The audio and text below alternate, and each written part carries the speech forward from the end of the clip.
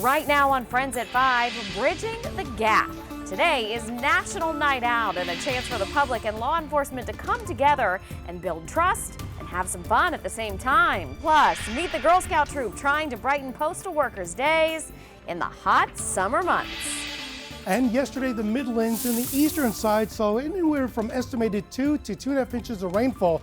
By tomorrow, we've got an increase of chances, and we're looking at more potential heavy rainfall. We'll talk about it in your forecast on Friends at 5, starting right now.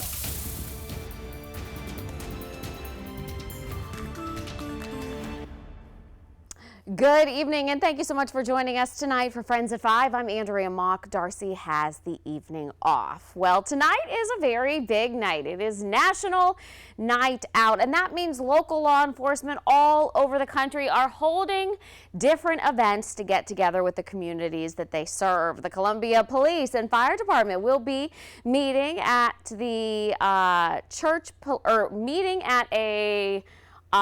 Meeting Place Church tonight until 7 o'clock, and they're going to have food and games and live entertainment, including a movie and a musical performance from Roy and Revelation. So if you don't live in Columbia, don't worry, we've got you covered in Lexington too. You can hang out with their police department from 5:30 until 8:30 at Ice House Amphitheater Pavilion.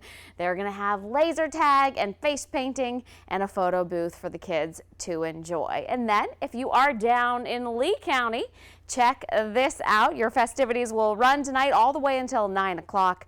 That will be at the county's Park and Recreation Center in Bishopville. And along with food, there will also be school supplies for everybody heading back this month. So you can get a head start on getting a couple free items before that tax-free weekend this weekend. And then meanwhile, let's talk about what's going on in Irmo tonight. Their police department will be at Community Park on Eastview Drive starting at 5:30. There will be a drone demonstration and the return of the rib eating contest. This is an intense throwdown, people, between Irmo Police Department and Irmo Fire. So we'll have to see who comes out victorious from that. And then what is going on in Calhoun County? Well, their National Night Out kicks off in just about an hour from now. That's going to be in St. Matthews, and it'll take place at the John Ford Community Center from 6 until 8. And Street Squad reporter Nijah Hood tells us how the town is preparing and what you can expect if you head out tonight. This is the first in-person night out event since the pandemic began. St. Matthews Police Chief Michael Small says he hopes it will help to establish trust among the small town.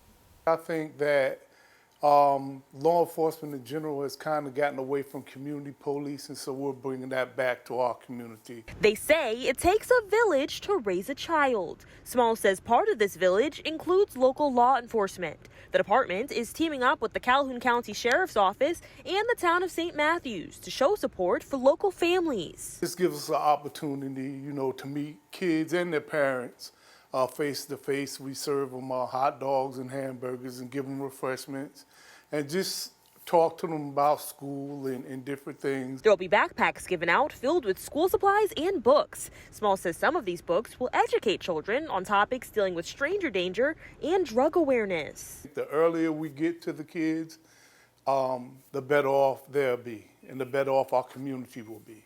Overall, he says he plans for it to be a fun event for the entire family to enjoy. I hope they take away the fact that we're here to serve them and that their support is important to our mission. For Street Squad Orangeburg, Nijah Hood, News 19 WLTX. And as a reminder, Calhoun County's National Night Out event will take place from 6 to 8 at the John Ford Community Center. And for those of you in Orangeburg, don't worry, your event is going to be going on a little later on in the week. That'll be this Thursday starting at 6. It will take place at Centennial Park at Edisto Memorial Gardens on Riverside Drive. And again, there's going to be free food. Everybody loves that. Live music and lots of activities and fun things for the kids to do. So this is the first half. The second half, of course, is making sure that the weather cooperates for all these fantastic events. So for that part of it, we got to send things over to Chief Meteorologist Efren Afonte. Well, Andrea, we've seen a lot of sunshine all throughout the day, not just the Midlands, but all throughout the Palmetto State. It's been a really nice day so far with no rain, but of course it is still hot. The current heat index is 103 in Florence, 104 Myrtle Beach, 102 for Charleston and Augusta, in the mid to upper 90s in the upstate. Meanwhile, here at Columbia Metropolitan, Williams-Brice Stadium, it's partly cloudy, 95 degrees, but it feels more like 101. Now, we do have a baseball game today. The Flies are playing. First pitch is at 7:05. Take a look at these temperatures. 93 degrees by 7 o'clock as we hit towards the end of the game, temperature of 84. Here's our forecast. In the morning, we'll start off mostly clear skies. A low of 74, a high of 96 tomorrow with some isolated afternoon storms for parts of the Midlands. Then mostly clear tomorrow night with a low of 73. We'll have more on the forecast coming up in just a few minutes. All right, thank you so much, Efren. Well, right now we have an update for you on Lake Murray. There's a search going on. SCDNR and law enforcement are out there right now looking for a missing swimmer. On Sunday afternoon, they tell News 19 that some boaters on a pontoon boat jumped off the boat and one person did not resurface. Now, they say this happened in Lake Murray near Acapulco Island and Dreher Island State Park. SCDNR has been searching for the boater since Monday. They have had a dive team on site looking as well. Of course, we'll keep you updated. And an arrest has been made in the murder of a 16-year-old on Shorecrest Drive in Columbia this past weekend. The accused is just 17 years old and has been booked into the juvenile wing of the Richland County Jail. The circumstances leading up to the shooting remain under investigation tonight.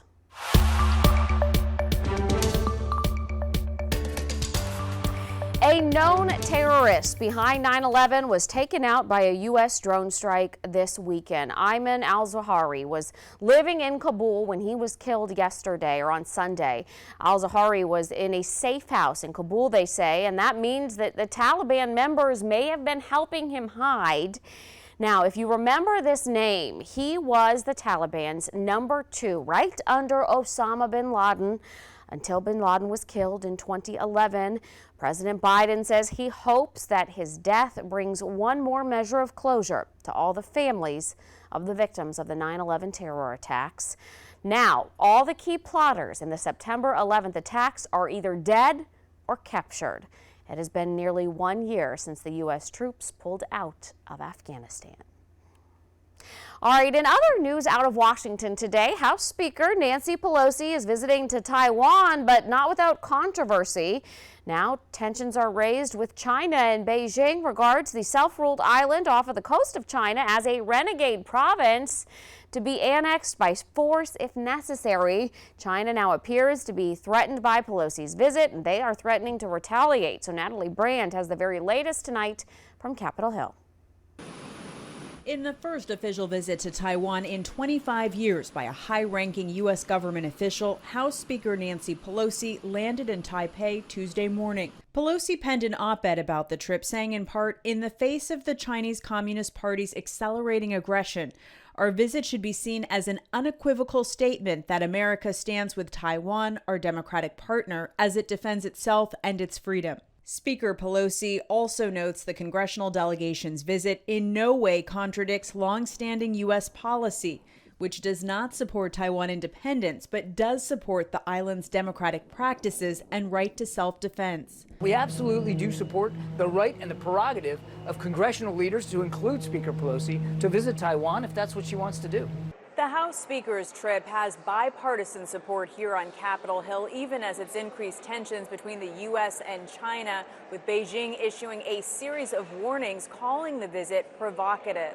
At the end of the day, you do not want the Chinese Communist Party dictating to senior American leaders where they can and cannot travel. Ahead of the congressional delegation touching down, Taiwan's presidential office reported its website was hit by a cyber attack. Isaac Stone-Fish is an expert on the region. We don't believe that Beijing wants to start World War III over Pelosi's visit. I think what we'll see is increased hacking against Taiwanese and potentially American assets, increased pressure against Taiwanese and potentially American businesses. House Speaker Pelosi is expected to meet with the democratically elected president of Taiwan's government on Wednesday. Natalie Brent, CBS News, Capitol Hill. Veterans groups and advocates are keeping up with their vigil at the Capitol as they demand that senators pass the PACT Act, and that would help millions of veterans who were exposed to toxic military burn pits while they were serving in Iraq and Afghanistan. Both the Senate and the House approved the bill, but technical issues meant it had to be voted on again. And last week on the second vote in the Senate, more than 24 Republicans who voted for it in June changed their vote. President Joe Biden has said he will sign this bill if it gets approved. And today, people in Kansas voted whether or not to allow state lawmakers to further restrict or ban abortion. Kansas is the first state in the country to have their say on whether or not abortion should remain protected in the state since Roe v. Wade was overturned. The measure is a proposed anti-abortion amendment to the Kansas Constitution, and voting on it just happened to coincide with the state's primary. With back to school now underway, and don't forget tax-free weekend coming up, some families are struggling to get the kids these massive school supply lists that we get sent home with, and that's why we are doing this. We are stuffing a bus once again with the help of the Salvation Army, but this time it is not Christmas presents we want. It is all the supplies that your kids need to be successful. So this Saturday, please come out and see us. We are going to stuff buses at the Walmart near you. We will be on Two Notch Road, Forest Drive, Garner's Ferry, Harbison, and Sunset Boulevard collecting your donations all day this Saturday. And we wanted to show you this. This is just so cool and so thoughtful. So many of you have been coming down to WLTX where we have been collecting some ahead of time school supplies in case you couldn't make it out on the 6th. And we got these amazing donations today from Tammy and Jerry Lindhall. They bought us 2 gorgeous, fully stocked book bag. And how sweet is this? This was an organized mama for sure. She has everything that is inside here listed on this. My mom would be the same exact way. They've got note cards, and these are going to give you an idea of some of the things that we are collecting. We've got note cards, we've got pencils, we've got sandwich Ziploc bags, storage bags, crayons, and then something that honestly, moms and dads, this will probably never not be on our school supply list again. Yeah, everybody going back to school has got to bring in some Lysol wipes or sanitizing wipes. This has just now become the norm. Something else on every school supply list, so if you're thinking of buying things to donate to us, once again, the favorite hand sanitizer. Pick a flavor that you know kids will like to be able to use. We can't thank this family enough, and these backpacks both come with these beautiful lunch boxes. Now, we know everybody doesn't necessarily have the ways and means that Tammy and Jerry Lindenhall did, but we are just asking you to come out and see us this Sunday and stuff a bus. We've got a list of everything that you need to bring, or that everything that we'll be accepting right at WLTX.com. If you want to view this full list, check this out, or you can check it out on our News 19 mobile app. All right, speaking of giving and the wonderful things that we know everybody in this community does, some Girl Scouts, very special Girl Scouts in Lexington County, are making sure that all of those postal workers who are out in this crazy heat are a little bit happier. So what is it that they're doing? News 19's Rachel Ripp shows us. It makes me feel good. Operation Snacks to Delivery Drivers is underway in Pelion. Helping people is a really nice thing to do, especially because they work all day and then we gotta help them out. Girl Scout Troop 3375 is packing up 200 of these bags to distribute to postal workers in Pelion, Swansea, West Columbia, and anywhere else they see fit. They're tired. I mean, they're out in the truck all day, and so anything that we can do to help them a little bit. So we decided that we could make bags, make them happy, and we've got Gatorade and water, some Pop-Tarts. The Pelion Girl Scout troop leader saw a video of a postal worker collapsing on Facebook and wanted to promote a solution. Their theory is a little bit of kindness in the form of a granola bar can go a long way. We live here, everybody works here, we should all be working together. We definitely want to lift each other up. That's something we strive for in our troop, absolutely. Reporting in Pelion, Rachel Ripp, News 19, WLTX. Well, these girls are out packing these bags this week and delivering them next week. So if you would like to help support this troop in donating any snacks or water, you can just check them out on Facebook. Their page, their troop is 3375. So again, that's Girl Scout Troop 3375.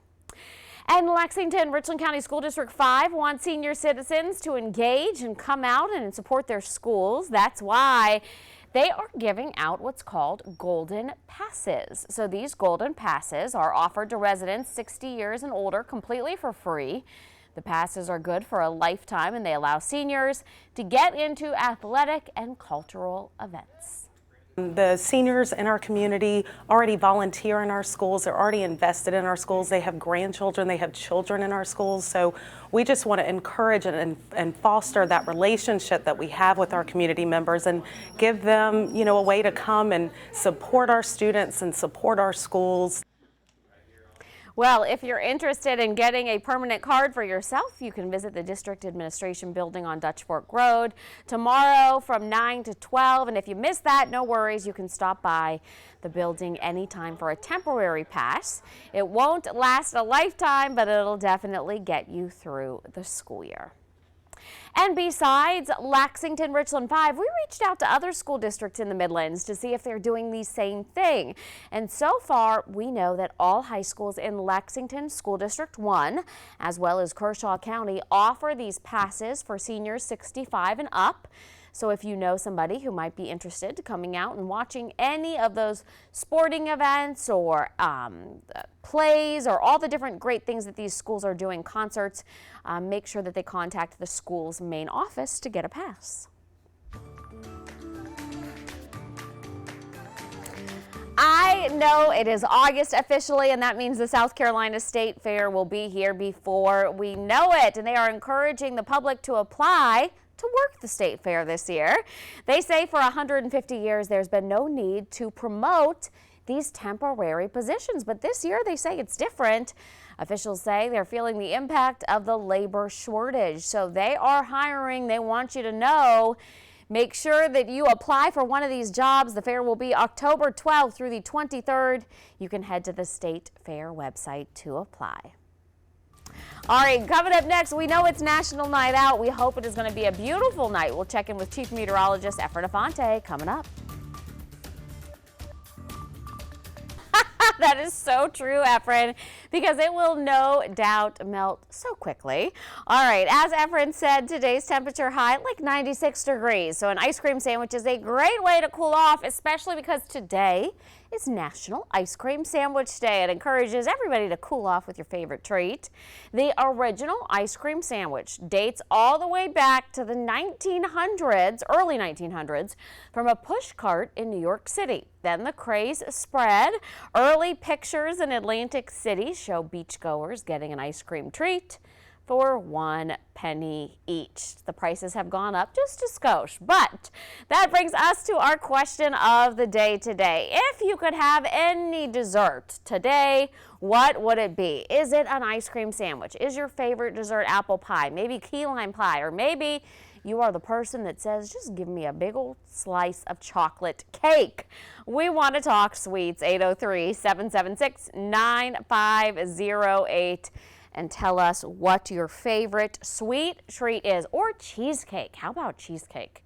Oh, if you go to the Cheesecake Factory and get one of those massive pieces that they sell, you can eat that for like 3 days. They're like this big. So good. All right, stay with us. We've got more Friends at 5 to get to right after the break. The city of Camden is full of art from local painters and drawers. But did you know a portion of the city was declared a cultural district back in 2020? Well, most people don't. So I spoke to the Art Center and the Main Street manager about what it means for the area. The South Carolina Arts Commission designated a portion of downtown Camden as a cultural district in October 2020, right in the middle of the pandemic. And so we are only now just getting to the point where folks are learning about it and we're celebrating it. It's a special designation that means the area is a hub for art that includes not only things like galleries, but other unrelated businesses that support the arts. Catherine Spadacenta, Main Street manager of Camden, was joined by Dolly Patton, executive director for the Kershaw County Arts Center, who are both excited to see the cultural district slowly gain recognition. Camden has had a long history of cultural arts and activity and drawing people here. And it will make our city even more vibrant with this designation and encourage more artists and art studios. In addition to the gallery that you can find here at the Arts Center, we have 4 commercial galleries downtown. The 4th studio is not the only new thing coming to the district, as Patton says there will be many events coming up. Kicking off our 22-23 season at the Arts Center with the opening of SpongeBob, the musical. It will run the weekends of the 12th and the weekend of the 19th. But it kicks off our season. We'll have 4 other theater performances throughout the year. We have 6 gallery shows throughout. The city will also have a week-long celebration next month for the Cultural District. First Street Squad in Kershaw County, I'm Walker Lawson. All right, good evening and thanks for sticking with us for the second half hour of Friends at 5 today. I'm Andrea Mock and Darcy has the week off. We want to start the second half hour talking about the devastating news coming out of Kentucky as hundreds of people are still unaccounted for in the eastern part of the state. The area has seen terrible flooding, the worst in state's history, they say. The death toll right now stands at 37, but could grow as these waters start to recede and crews are able to make their way into those hardest hit communities.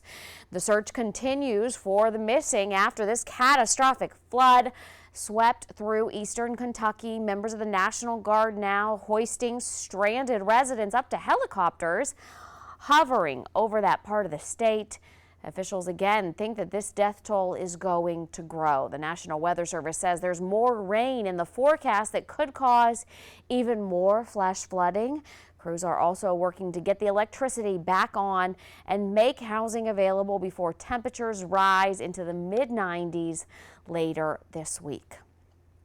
And the cleanup and the recovery effort in Kentucky will last for months. And there's people from our area who have already gone up there to help in that effort. News 19's Nate Stanley spoke to volunteers who are taking the 300-mile drive to assist those families.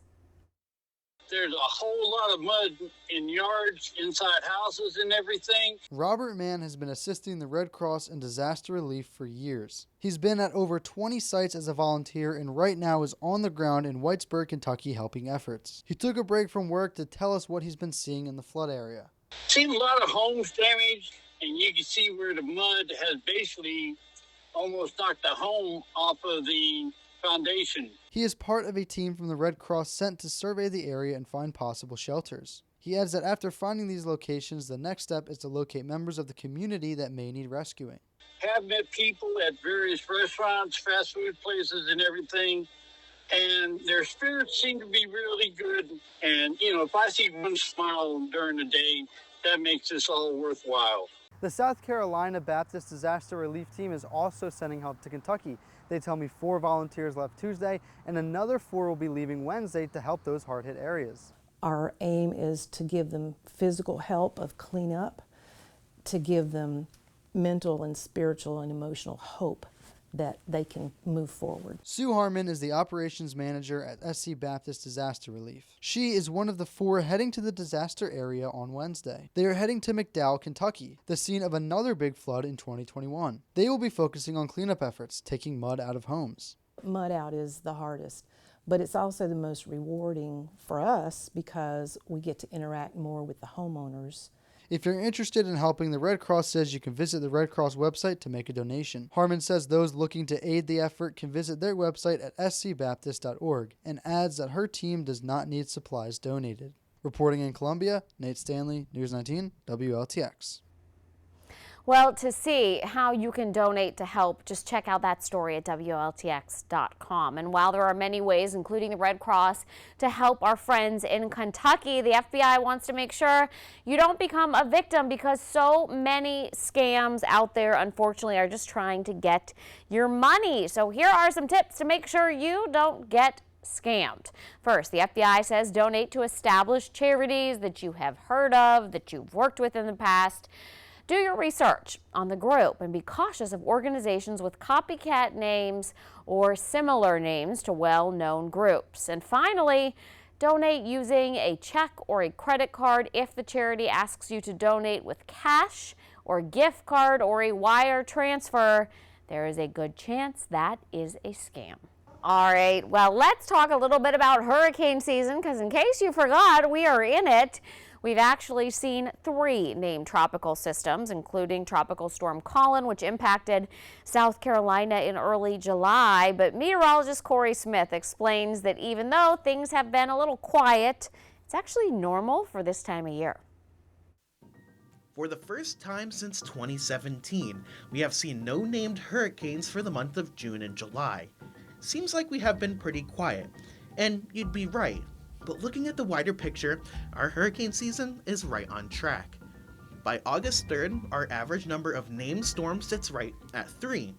In 2022, we are right there, 3 named tropical systems so far this year. Things do begin to pick up, though, statistically speaking, over the coming months. June and July typically only account for 20% of our named storms, while the rest of the season is a whopping 80%. Forecasts indicate, though, August could remain quiet to start off. To talk in detail about the quiet weather we've been seeing in the tropics, we have to talk about sand. Not your average beach sand, though. We're talking about desert sand out in the Sahara Desert in Africa. This very fine and powdery sand easily gets kicked up by wind and storm systems this time of the year, and actually gets lofted up into the atmosphere.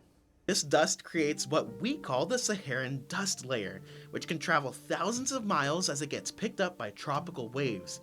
You can see currently this dust over a very large portion of the Atlantic Ocean. Why does this matter? Tropical systems thrive on moisture. It's one of the main ingredients of a hurricane.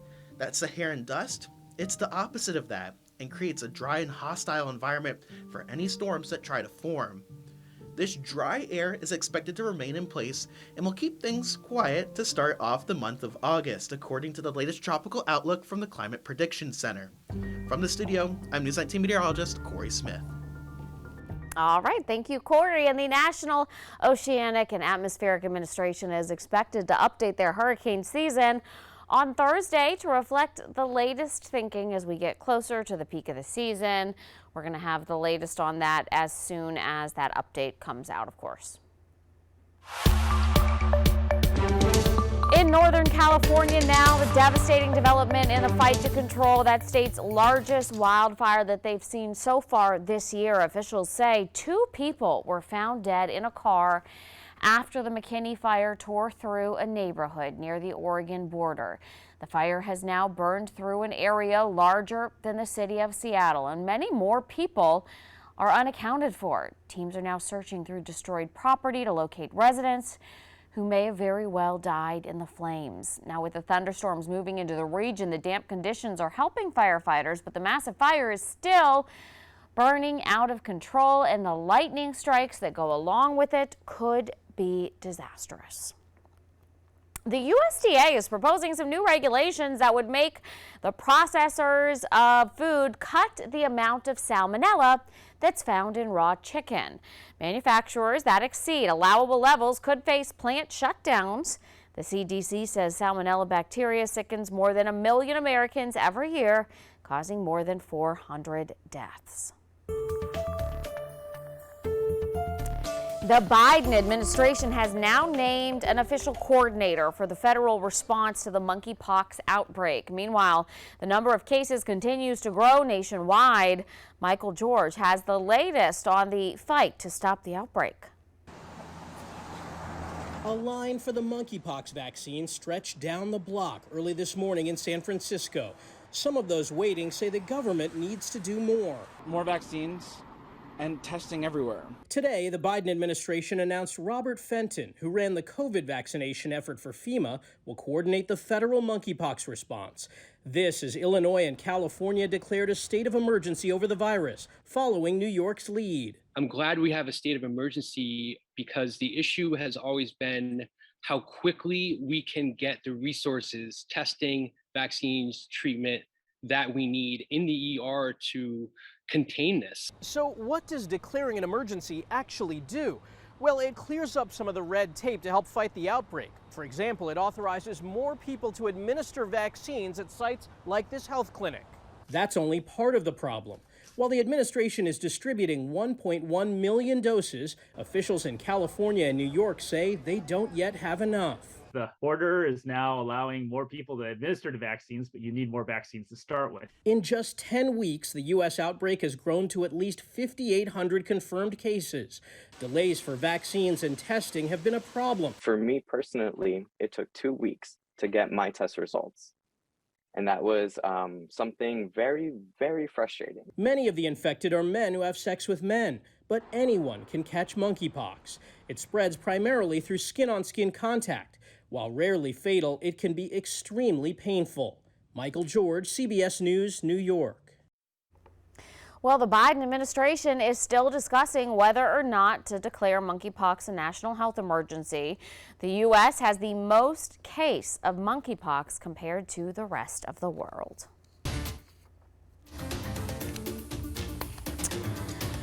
Well, I don't even like to think about retirement because it stresses me out thinking about how much money you need. But a new survey is trying to clear that up. Charles Schwab Retirement Plan Services finds that people who invest in 401k retirement plans say they need $1.7 million to be able to afford retirement. Now, that's significant considering about 1 in 4 Americans have no retirement savings at all. But it is a decline of $200,000 from the estimate workers gave in last year's survey. Inflation and ongoing effects of the pandemic are cited as likely factors why people just aren't saving what they should. Using a smartphone and other digital devices could improve your memory skills. Researchers from the University of London conducted a study and found digital devices help participants store and remember very important information, which led them to free up their memory to recall other important details.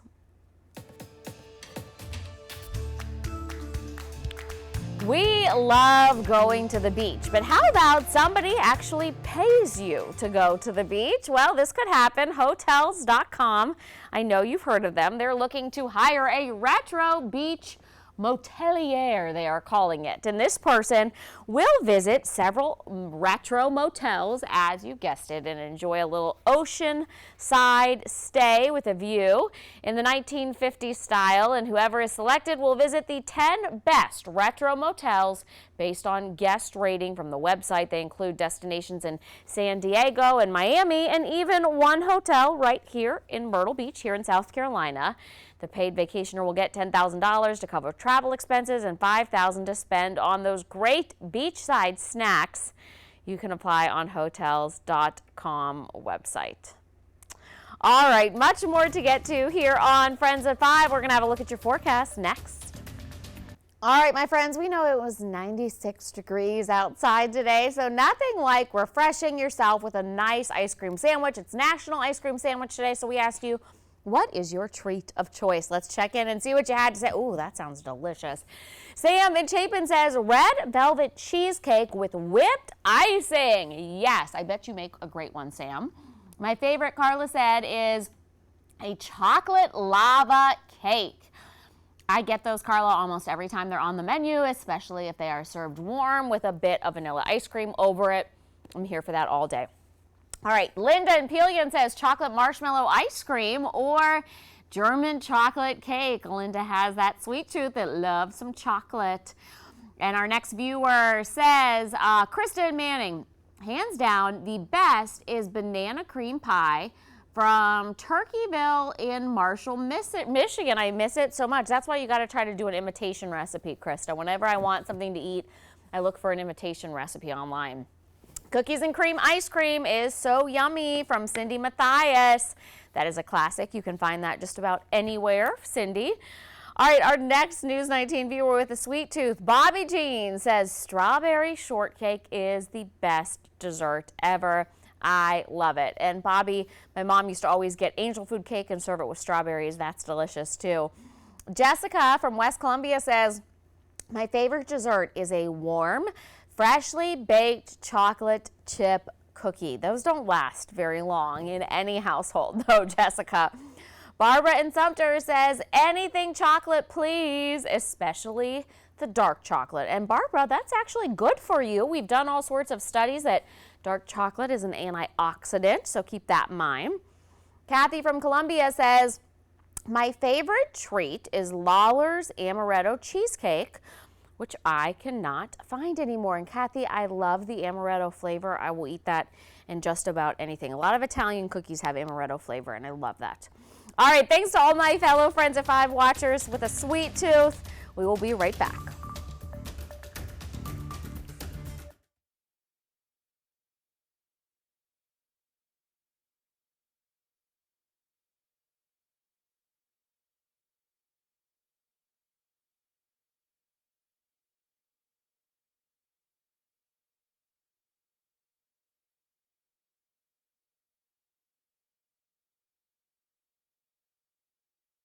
Well, I am sorry, but that's all the time we have for Friends at 5 today. Don't go anywhere. J.R. Berry is next with News 19 at 6.